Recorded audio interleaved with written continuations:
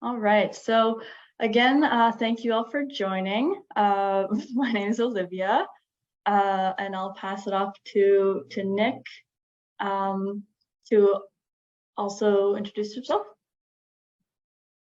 Thank you, Olivia. Hey, everybody. I just wanted to start by saying a few words of welcome before we get into the sort of main content of the presentation. So indeed, on that note, welcome and thanks to all of you for joining us for this webinar. For those of you who don't know me, my name is Nick Maturo. I'm a project manager at ELAN, working on our Quebec Relations project.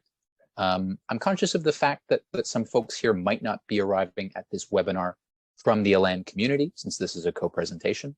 So I'll just quickly tell you about who we are and what we do. So the English Language Arts Network, or ELAN for short, is an arts service organization. We're based in Montreal. Our mandate is to connect, support, and create opportunities for English-speaking artists and arts organizations across the province of Quebec. We do so through a variety of different member services, capacity building workshops, advocacy work, and a range of different thematic projects as well.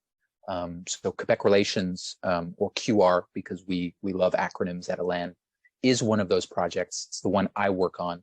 And it's first and foremost about helping artists and arts organizations access funding and other key resources offered by the government of Quebec. So I'm really pleased today to be co-presenting this webinar with Olivia and our colleagues from CNET because of the overlap in our work and the communities that we serve, and also the value that I certainly see in learning more about the social economy and how these different models can benefit the English language, arts and culture community. So for a quick bit of added context about my work with QR and how it all fits together, one of the main resources consists of offering funding consultations to people to help them get a better sense of the Quebec funding landscape.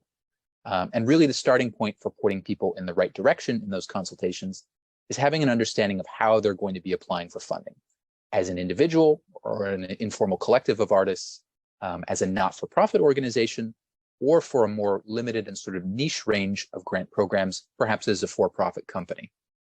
So these categories are really common in the arts. They apply to a lot of people's situations, but it doesn't encompass everybody. It's common enough that I speak with people whose priorities and goals don't fit as easily into these categories, or maybe overlap sort of between multiple categories. And that can be for a variety of reasons. In some cases, the organizational model, the specific model of a not-for-profit, even though it falls under the social economy umbrella, represents challenges such as the requirement to having a board of directors, which can be sort of a barrier to entry for people who are unable or unwilling to take that on. Sometimes they're looking for something a little more flexible. Sometimes it's because there's a more commerce-oriented component to their work that doesn't really work for a not-for-profit. On the other hand, a fully profit-based model doesn't always make sense in the arts either, unless you're a film production company, a record label, one of those types of organizations that I think we're all familiar with.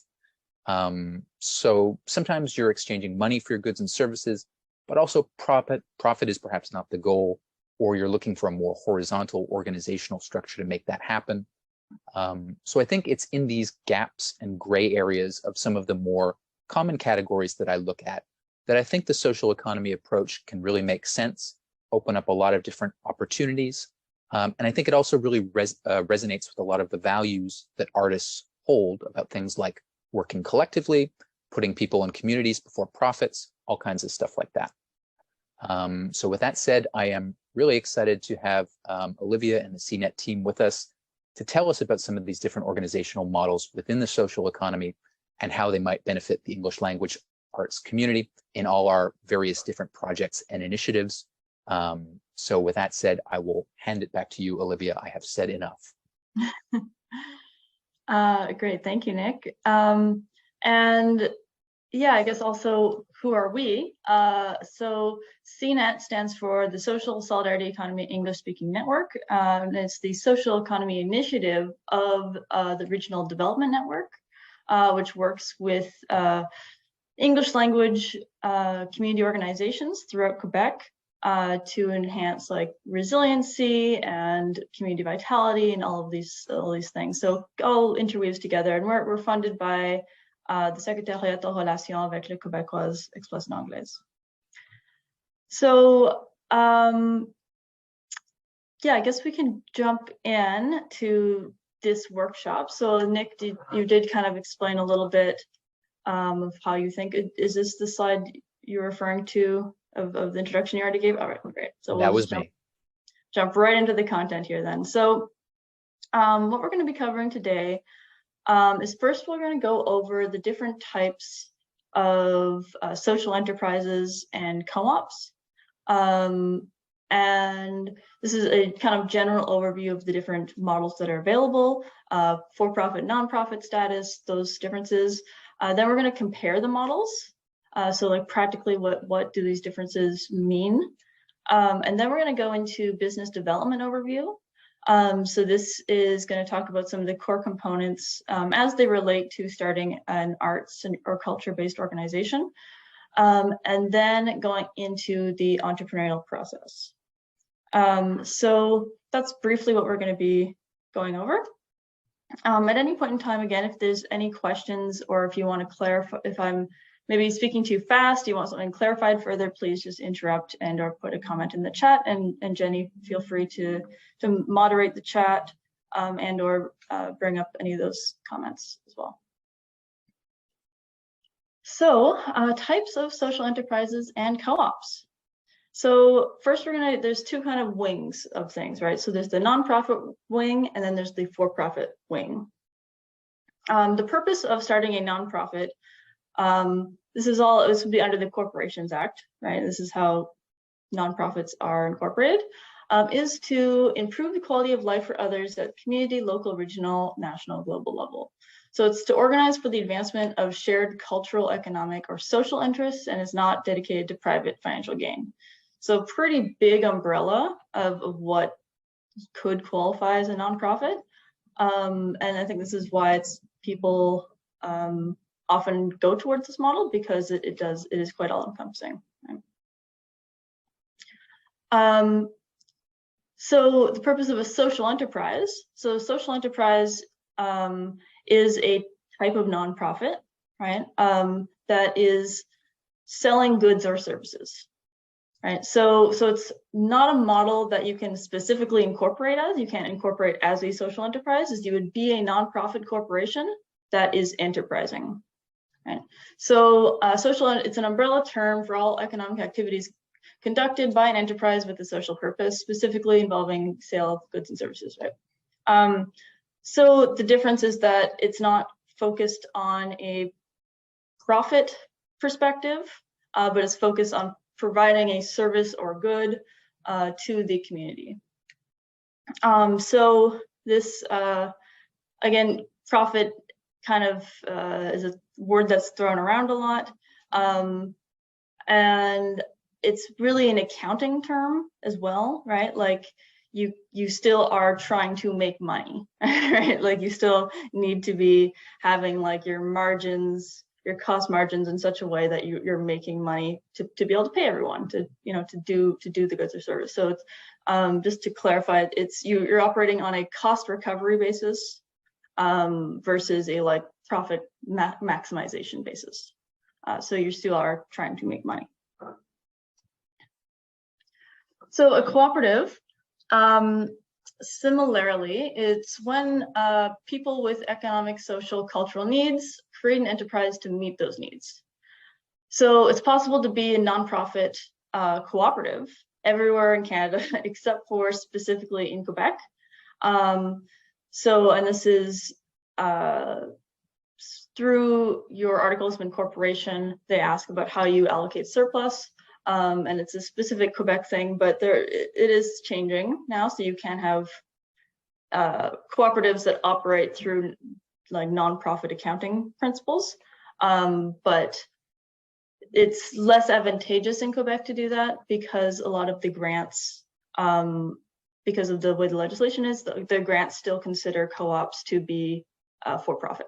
So generally, if you're doing a co-op, it is more for profit at this point in time in Quebec. One of the main things about co-ops is you must be able to, as a member, you have to be able to use its services.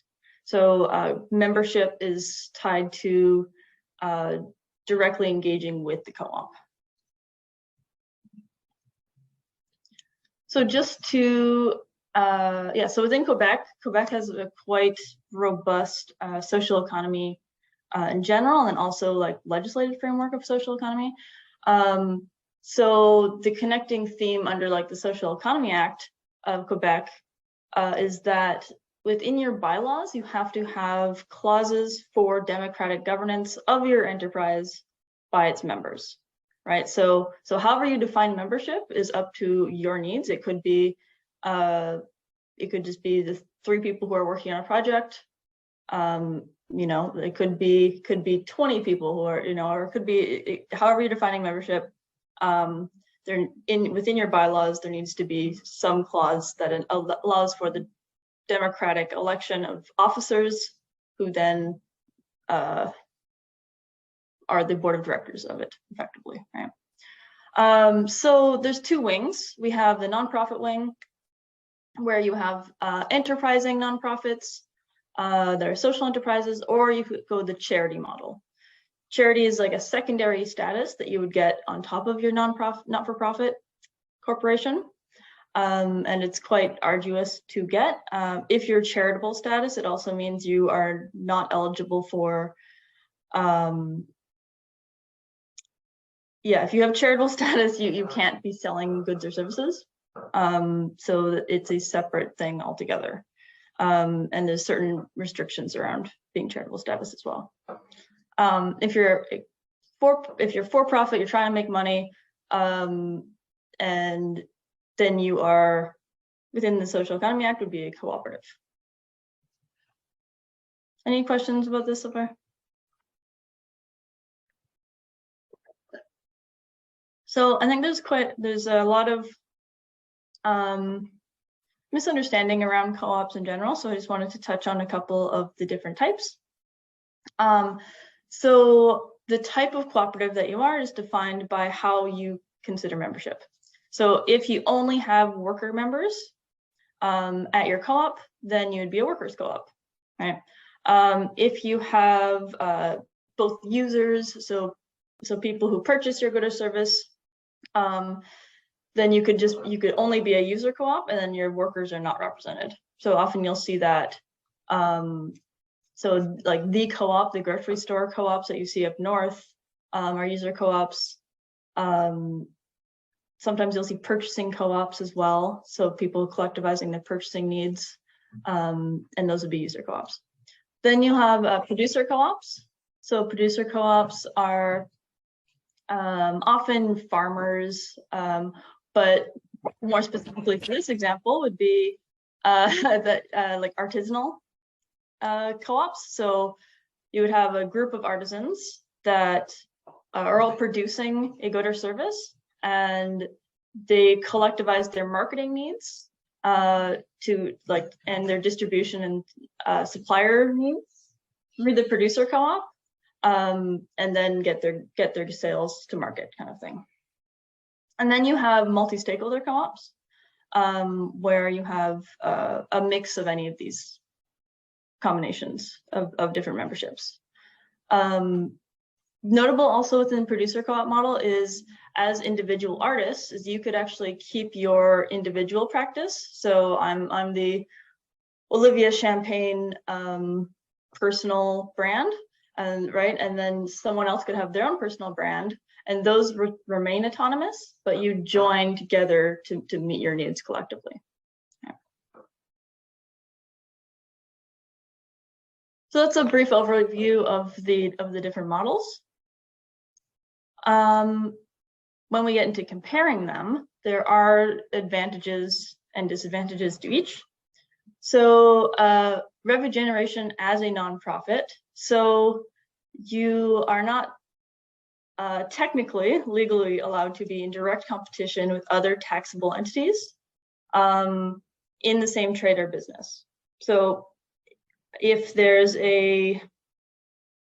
I'm trying to think of a good arts example, but if there's a for-profit bakery across the street, and then I want to start a nonprofit bakery across the street, I can't do that because I'd be in direct competition, because the for-profit is paying income taxes that the nonprofit is not paying. So maybe that's not the best example for the arts example, but the way direct competition is defined is usually through proximity and overlapping of goods and services that are for sale. Additionally, you'd be operating on a cost recovery basis rather than for-profit.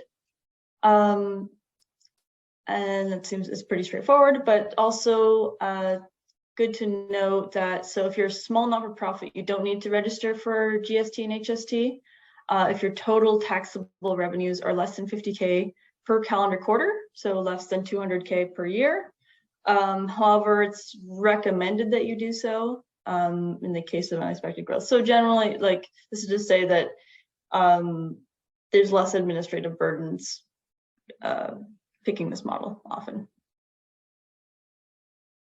So some examples of not-for-profits would be La Remise Culturelle. So they are a nonprofit. I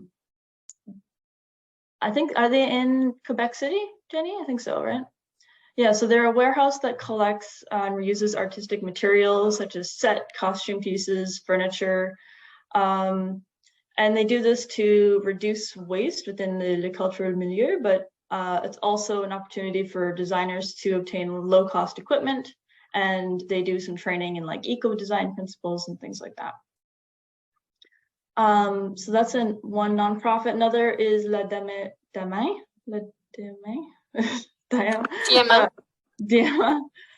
which is another non-for-profit organization. It's a beautiful heritage building in Quebec City.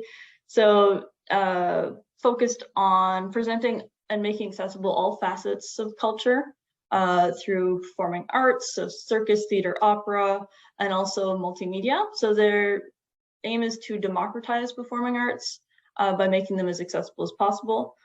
So they have like universal ticket pricing and are able to change the seating venue arrangement according to needs as well.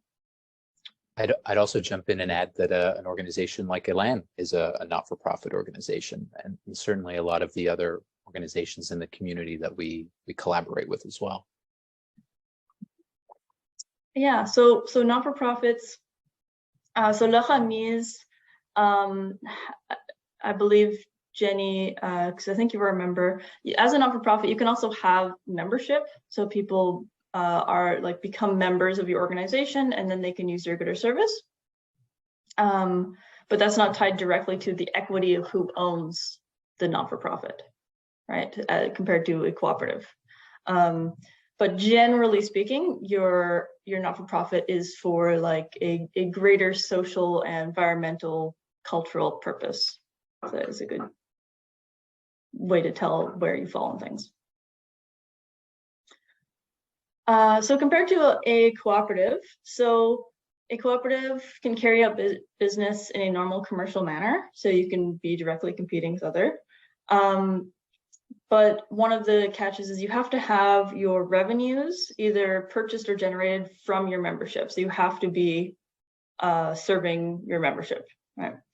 A principle, so not a rule, but a principle is that cooperatives cooperate with other cooperatives. So this is how the solidarity economy kind of ecosystem is able to support each other to then be more competitive with like the capitalist marketplace, while also maintaining like their values, right? Because often co-ops pay their employees better, they have more environmental practices, all of these kinds of things. As a co-op, though, you do also have to register for all of GST, HST, and typical businesses taxes as well, so municipal, commercial, all these things. So two examples of cooperative case studies would be there's Meerkat Media Workers Cooperative. So they started as an informal collective back in 2005. And they wanted to find a way to funnel the money from their individual projects. So they were each individual multimedia artists, how to collectivize their money to do passion projects together, right? So they started working as a collective, but they didn't really share a bank or have like a operating budget or anything like that. So eventually they more like formalized their collective a little bit more into like an artist in residency film company. And then it was through their collectivizing their projects that they're able to work with publishers, universities, and other nonprofits to then incorporate as a cooperative. So now they strive to produce high quality films for impact, while also providing their members with sustainable income and humane work environment. So that yeah, just showing the development of it, that they're able to take their individual things, their talents and skills, and then put it towards something that's bigger than themselves, right? So as a cooperative, they are for profit, and they are able to invest those profits into advancing their work and providing good conditions while doing it. Another one is contextual. So it's a community of textile artists fostering a cooperative, creative environment to support the production of artistic work. So they contribute, so they have a studio space with 32 members that all work in fiber arts. So silk screen, silk paint, knitters, quilters, all of any artist that works with fabrics. So it's like more sculptural, some with dyes, and they work on items for commercial sale, but then they also have, they also do like showcases and exhibitions and things like that. So more focused on building like an ecosystem, supportive artist ecosystem, while also generating enough sales to fund their space and their work.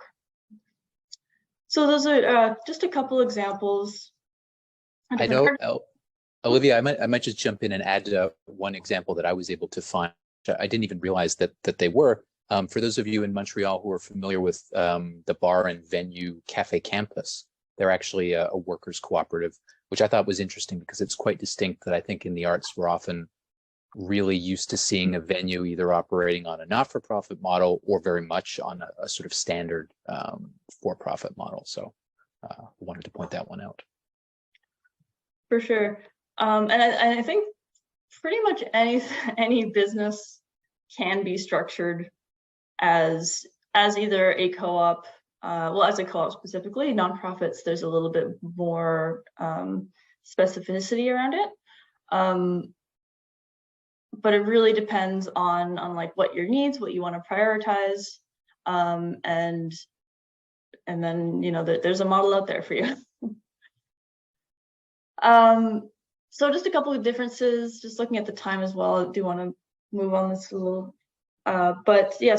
So again, how are co-ops different from for-profits? So the purpose is meeting a common need versus profit maximization.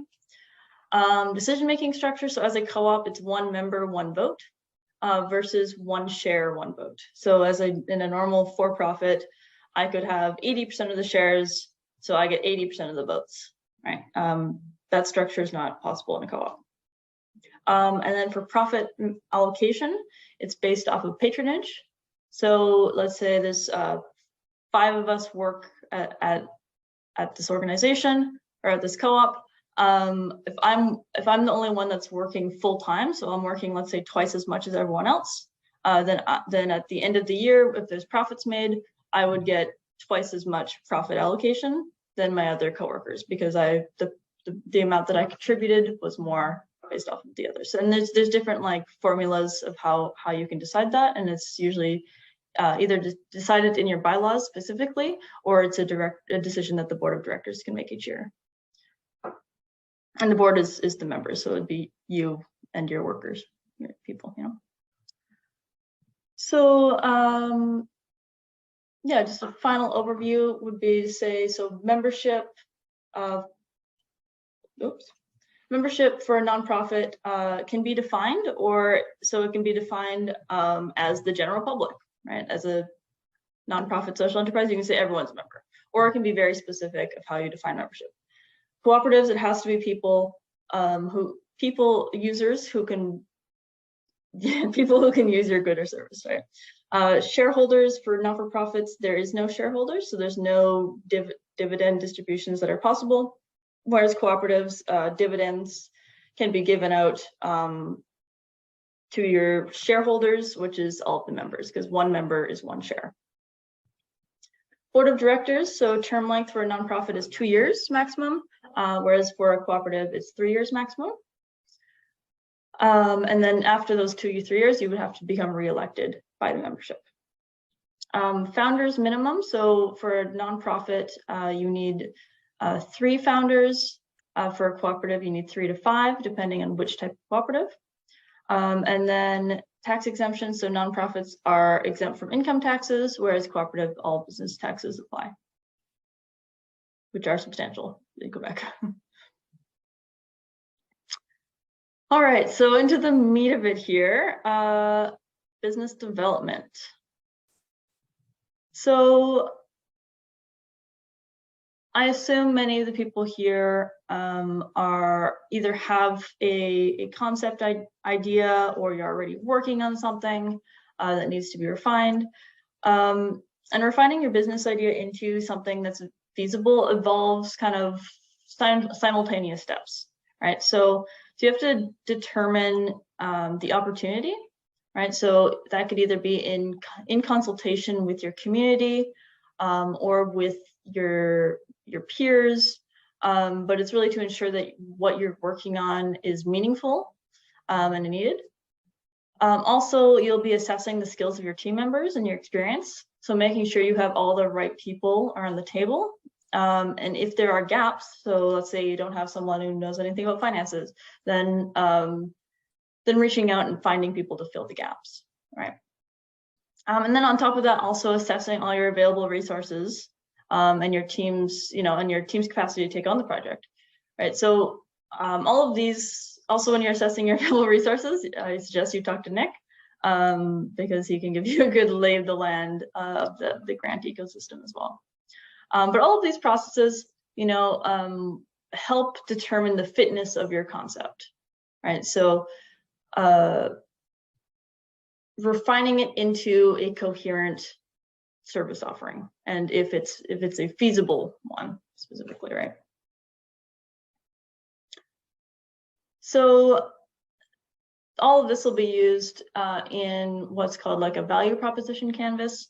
So your value proposition is generally a statement, and it stands as kind of a promise of your organization that you're making to your community or to your customer or like your market, right?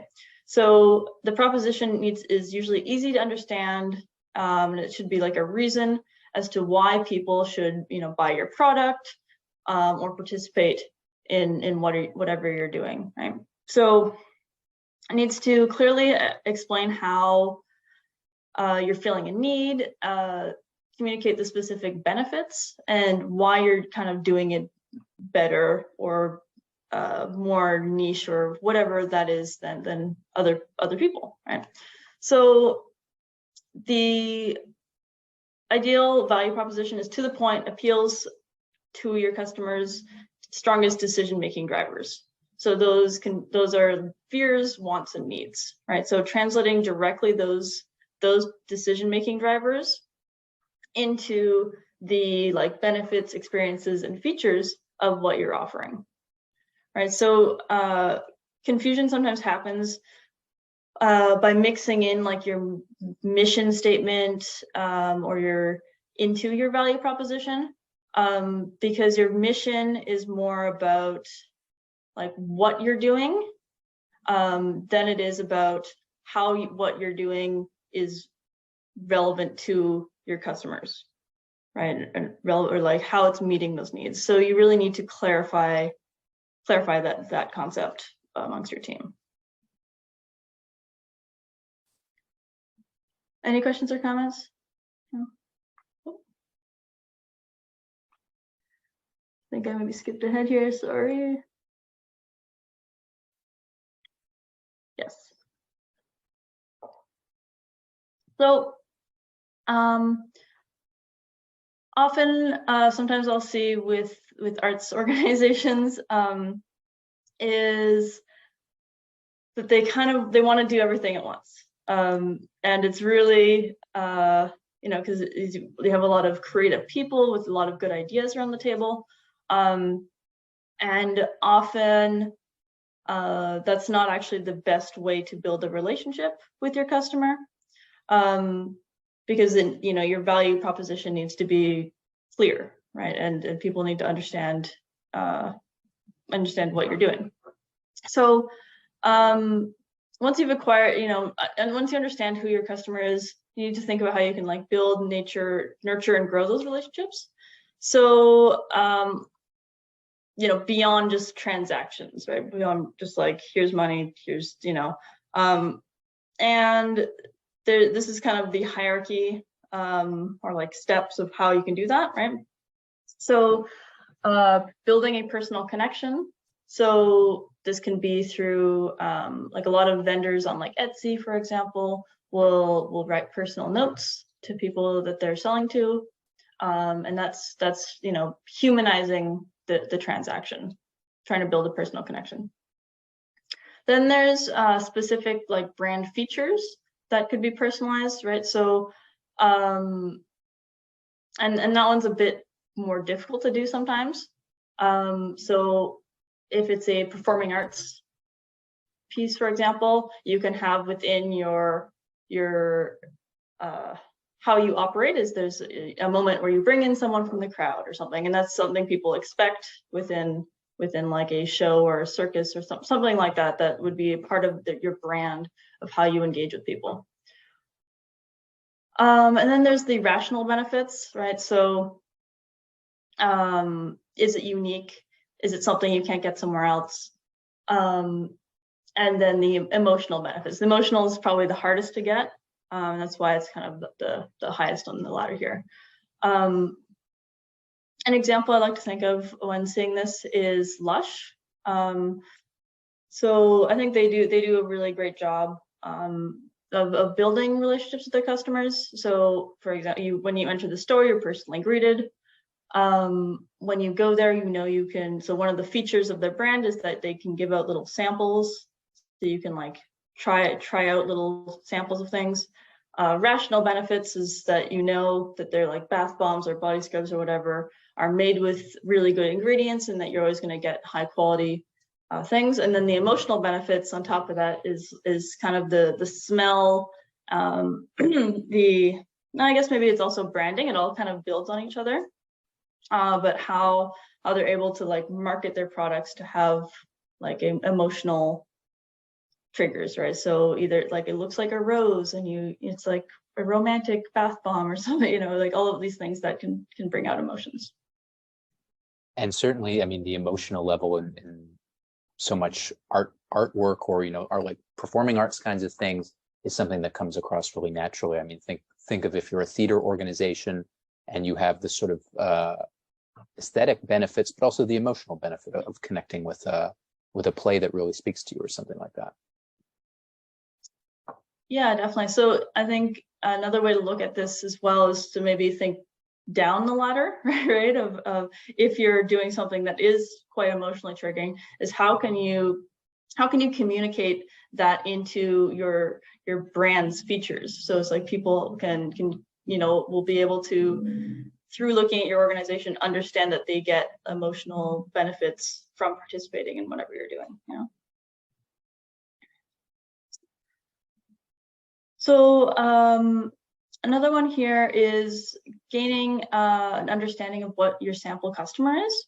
So kind of some factors to consider would be demographics, frequency, so like how often are they using your product or service? What is their willingness to pay for your product or service? This is a hard one sometimes to figure out. It's good. We'll talk about it in a second as well. Services. So are you upscale? Are you like a fancy thing, or are you Are you trying to be more accessible? On what does that relate to your customer, right? Motivation, like why are they doing it? Is it rational, emotional, and then their lifestyle. All these things kind of feed together into who you think your primary sample customer could be. Nick, I think also you had a tool you wanted to share. Yeah, I just dropped a link in the chat for anybody who's familiar with La Machinerie des Arts, the machinery, or maybe if you're not, they're an organization based in Montreal that has put together a lot of really interesting tools in their toolbox. So basically templates, sample documents, things like that. And they actually have something called a persona sheet, more for a marketing specific context, but I think can be really serviceable as like a template to use for this sort of exercise if you're interested in not just having to start from a blank page. Yeah, and I think these kinds of exercises help you relate to your customer as well. Right? All right, so pricing. So in determining your price, there's a lot of factors you need to consider. So I mean, obviously the first one is cost to make it. So having a full understanding of like your supplier costs, if you're renting a space, how much your time is worth, like having all of these factors put together somewhere.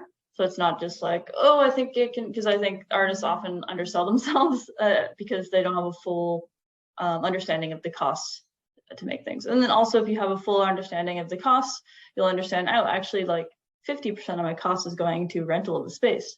Maybe I should see if there's other artists that have this issue and we can, collect through like creating a collective need for more accessible, cheaper space rental. Maybe we can start a co-op, things like that. Other factors for pricing would be the amount of profit desired. So if you're for profit, this looks a little different than if you're nonprofit. If you're a nonprofit, you can still have desired amounts of profit, but then that surplus would be reinvested into the co-op to maybe expand products or services. Right? And same with the co-op often. So yeah, if you want, let's just play around with that a bit more. Is if if your rental space is really high, then maybe you want to create a lot of profit for 1 year so that you can then the next year use that money to invest into maybe buying a space or starting something else to lower those costs as well. Okay. Other business objectives, obviously, environmental, I think is a huge one for the arts sector, because a lot of these things are, it's like you'll use it once and throw it away, or environmental, social objectives should also be factored into your pricing. So maybe you can't afford to do something a certain way this year, but next year you want to be moving towards that. And then also considering the price your competitors charge.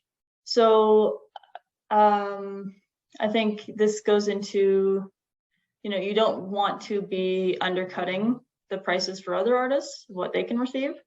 And then also, but having an understanding of what the other competitors are charging help you gauge for yourself, right? And then the price your customers are willing to pay, it can also help you, like through understanding your competitors, you can gain a better understanding of what the willingness to pay is.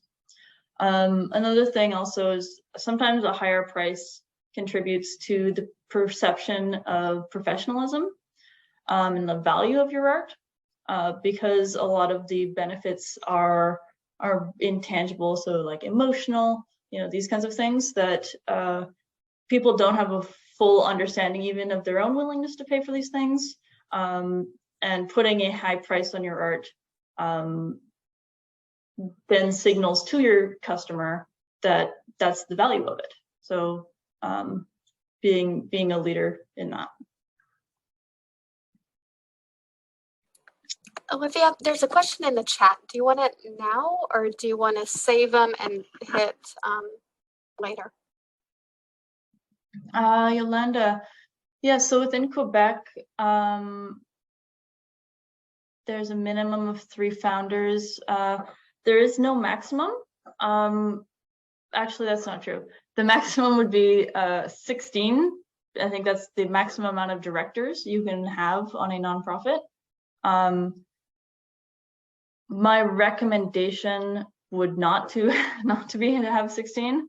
And we'll talk a little bit about that in the next couple slides, actually, which I'll start moving on a little bit. So I'm looking at the time here, but I think usually the sweet spot is like a team of 6. Yeah. Also, I should note, so it's 3 for Quebec nonprofits and it's 2 for federal nonprofits.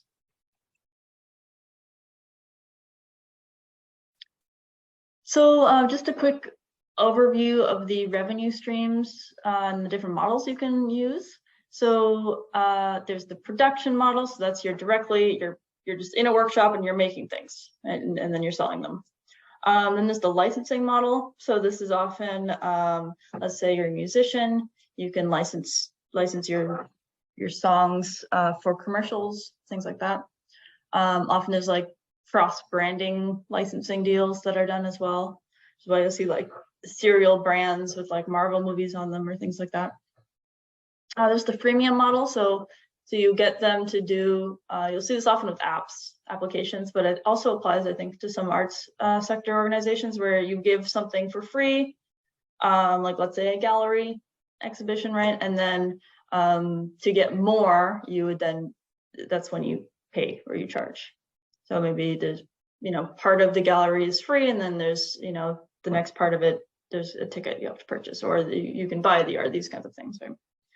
Then it's the advertising model. So soliciting advertisements from other organizations. This works maybe more for media organizations, as where you'll see it quite commonly.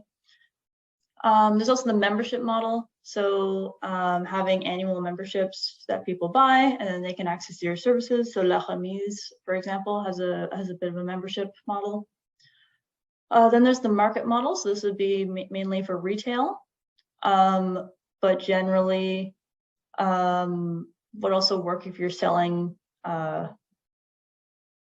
more type. So let's say you're a producer co-op and you're selling other goods or services as well, then you'd be marking those up. And then there's the grant model, which people are often drawn to because they think it's like an easy way out.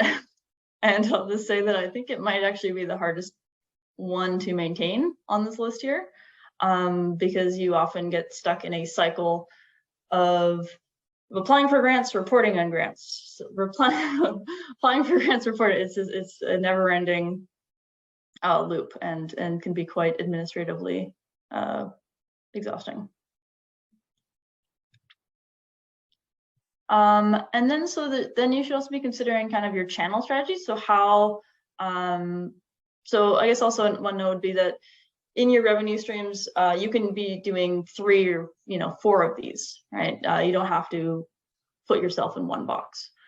Similarly with your channel strategy, you can also be diversifying how you're reaching your customer, right? So e-commerce, a lot of artists have like their own personal websites where they can make sales from that. Then there's direct personal selling. So you would use a salesperson to then get to your customer. This could also be through like another. So for example, if you have a producer co-op that helps get your goods or services to market, or it could be like Etsy, these kinds of things. Retail would be, so if there's like a space that they want 200 of these and they keep it in their store for them. Then there's indirect, so you would work with a distributor.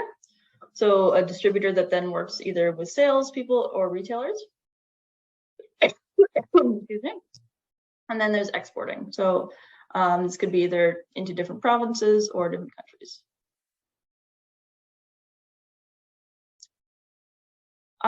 So while you're developing your business, all of the kind of components that we've talked about, you can advance through partnerships, right? So you can have marketing partnerships that could be cross promotions, and identifying like opportunities for shared growth with other organizations. Resource partnerships, so either you have, let's say you both need access to a space, or you both have similar needs for like bookkeeping services or these things. You can kind of share your needs and develop resources together. Financial, so that's quite direct, and you ask people for money and then work with them on on certain events or different things like that. Channel partnerships, so this could be through collectivizing an e-commerce platform, or your your logistics for distribution. You can through channeling those needs, especially if you're in the regions. A lot of the time, getting your product to the customer is quite expensive. So developing channel partnerships could be very useful if you're out in the regions. And then suppliers. So this is to get a better deal with your suppliers.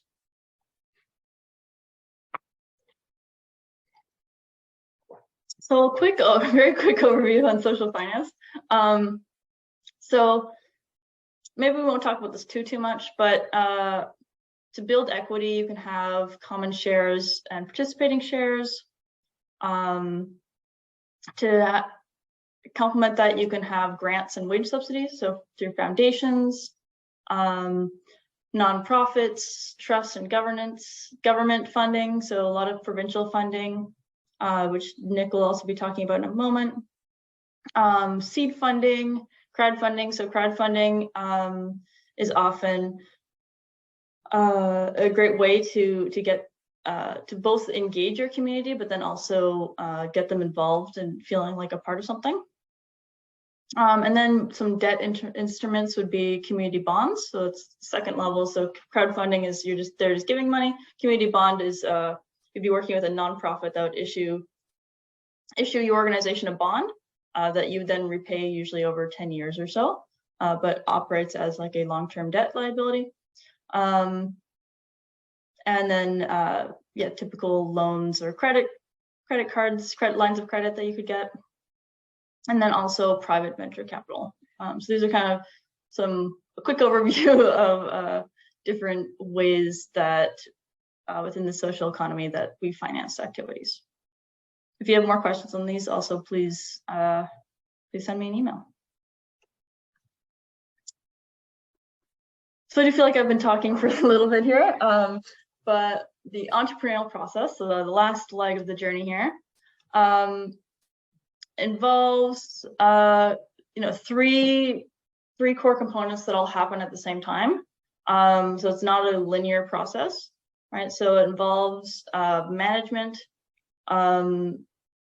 So within your co-founding team, management of the operations, management of the people, management of your finances, all of these things, right? And then also at the same time developing, right? So maybe you need to refine your value proposition, you need to figure out your customer profile, so this whole business development side, and then that's glued together through determination with your team, because often it takes about 3 years to get a business from an idea into fully operationalized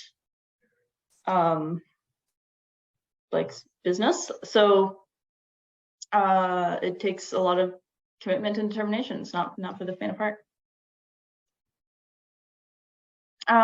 There are key roles within your co-founding team that are needed, and this is through some of my mentors at PMR have identified this and Trent told me about it, that what they look for is 4 roles, right? And this could be like between 2 people, could be across 5 people. But these elements need to be existing within the co-founding team. So there needs to be the entrepreneur. So the person that's doing a lot of the business development activities, the one that's like developing partnerships, and the promoter, that kind of thing, right? And then there needs the person who does it. So the maker, the producer. A funny example of a co-op I actually was working to start about 6 years ago. Is a donut shop cooperative. And there's 3 of us on the team. And then after working on this for about 2 years, we realized no one actually wanted to make donuts. Like no one was the maker or the producer. Like no one wanted to be in the donut shop making donuts 8 hours a day, right? So if you're doing something and you want it to become, to reach its full potential, someone needs to be committed to actually doing it full time, right? Making it, doing the not the fun stuff, right?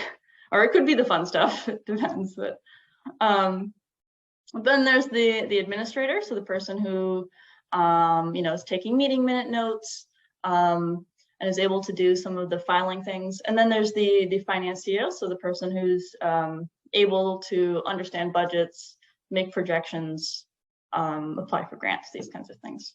And again, these roles can be interchangeable, or not interchangeable, but you can have more than one role, I guess, but it needs to be that something that you're within your team, you have natural abilities to do.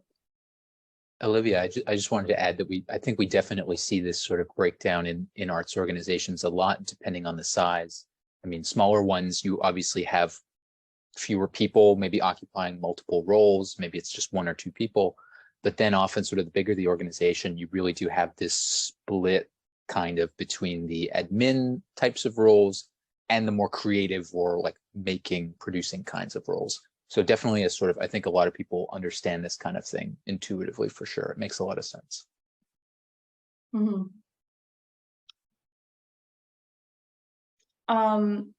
Yeah, and within your team, so again, this is anecdotal through years of experience. Mentors are telling me that within your team, to make sure that teams that are highly successful often have these traits. So usually relatively small team. So the sweet spot I would say is between 3 and 6. Anything more than that, you have people free writing. So they like to say they're part of the project, but they don't actually do any tasks. That kind of thing. And homogenous in the sense that there's high value alignment amongst the team. So not like demographically necessarily, but homogenous in the vision, the proximity, and the values and the motivations and reasons as to why you're doing something. Then you also need to be quite task oriented. So focus. And this can also be structural, right? Of often those meetings where there's important HR conversations that happen, and that's maybe separate, but making sure that you have a clear development timeline and tasks that are keeping you moving towards the bigger vision. High degree of communication. So this one seems obvious, but a lot of the time these things take over your life. So you need to like these people, and you need to be talking with them every day, And then the skill specialization, which I think connects with the other slide, but having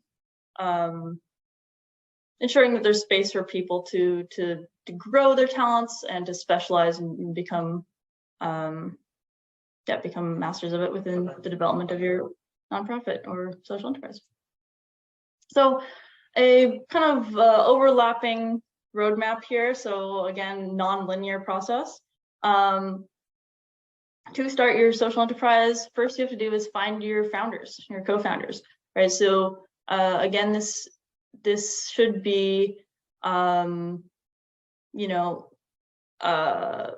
filling in all of the gaps of what you need to succeed.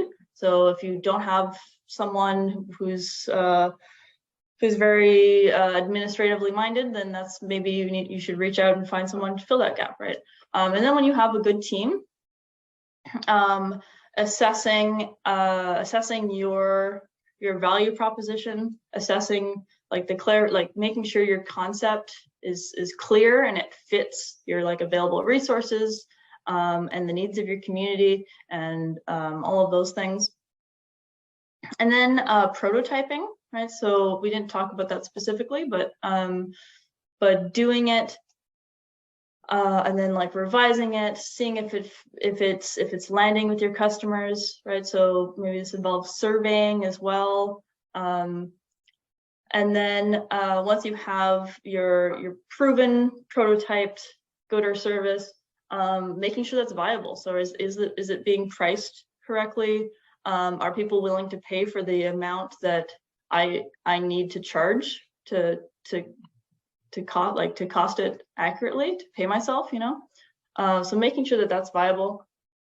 And then if it is and everything's great, then organizing around it. So this is where you're developing more of the marketing side of things, but also internally organizing all the getting things in a row. Maybe you need to start reaching out to partners. Maybe you need to be reaching out to Nick to learn about, or to myself, someone at CNET, and we can connect you with other business development consultants. And then getting into the business planning phase. So you're within, this is your 3-year process of now you're at the point where you're ready to launch and you're starting to write your business plan and get the financing in order to then fully operationalize. And then you're enacting, which is the fun part, and you're doing it. And hopefully it's very successful, and then you continue to legitimize and you celebrate, because it's a huge feat to start any social enterprise or co-op. It's a lot of work. It's often very rewarding because you're building community, you're developing your passions, and doing that all in alignment with your values. So it can be hugely rewarding. And that is pretty much the end of the workshop here. So we're going to talk, share with you some other resources and opportunities that are available, and then maybe take some questions. Yeah, and I can jump in here. Thank you very much, Olivia. That was great, and I think a really sort of comprehensive and useful introduction to all of these concepts. Certainly, as you alluded to, in terms of being able to actually fund the work you're doing, sometimes there is a reliance on grants and sort of other public funding sources. Obviously, in the arts, this is something I think we're quite familiar with, or at least know that is common practice. So at ELAN, with the Quebec Relations Project, we're trying to sort of demystify that a little bit, simplify it for people who are new to it, or who have been sort of put off by the process in the past. And one of the ways that we're doing that is our provincial funding platform on our website. So right on the screen now, you're seeing the a screen cap of the newly redesigned interface. We just launched version 2.0 2 weeks ago. It's a greatly streamlined version of the platform that we've had in operation since early 2020. So I'll share the link in the chat momentarily. I really do encourage folks to take a look at this. Olivia, can we jump to the next slide? So as you can see, that this is the initial landing page that you'll see, excuse me, and we offer a breakdown of whether you can search funding by organizations or individual grants for individual artists. Now you're looking at the actual sort of search interface that we use if you're an arts organization, or if you're interested in starting an arts organization.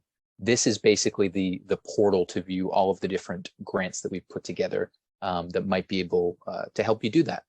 And we've tried to, I think, in keeping with the theme today, not only focus on just the usual arts and culture funding, but try to focus on finding any other kind of funding offered through the government of Quebec that can support a not-for-profit or for-profit organization in getting off the ground and in doing the work that you want to do. This is also what I like to consider to be the first step, sort of the research phase of finding the funding that works for you. We also offer free one-on-one consultations with myself to be able to sort of actually discuss your funding needs, and I can offer some more concrete suggestions. And then as a step beyond that, if you're interested in applying for a Quebec-based grant, we can offer you some free grant assistance to help sort of take some of the guesswork out of that process and have you work with an experienced advisor who can help you, perfect your application and apply with more confidence. So I'm going to share my contact info in the chat. I would encourage all of you to get in touch, and I'll also add the URL to our funding platform in a sec. But yeah, I really would suggest you take a look, do a bit of research, and then if you have any questions, get in touch. I would be happy to hear from you. Great, thank you, Nick. Such a valuable and important resource. We also have our own little funding program called the SEMI program. So it's the Social Economy Mentorship Internship Program. And this is really designed to give you actionable support. So matching you with a mentor to help you gain capacity. So both through support in mentorship, but also financial support. So we receive $1,000 honorarium for approximately 50 hours of work to advance your social solidarity economy project. So yeah, the next selection committee will be in January, and it's a great way to gain ongoing support. Also, if you want to get more support, so you can schedule a one-on-one like project consultation with us at CNET here.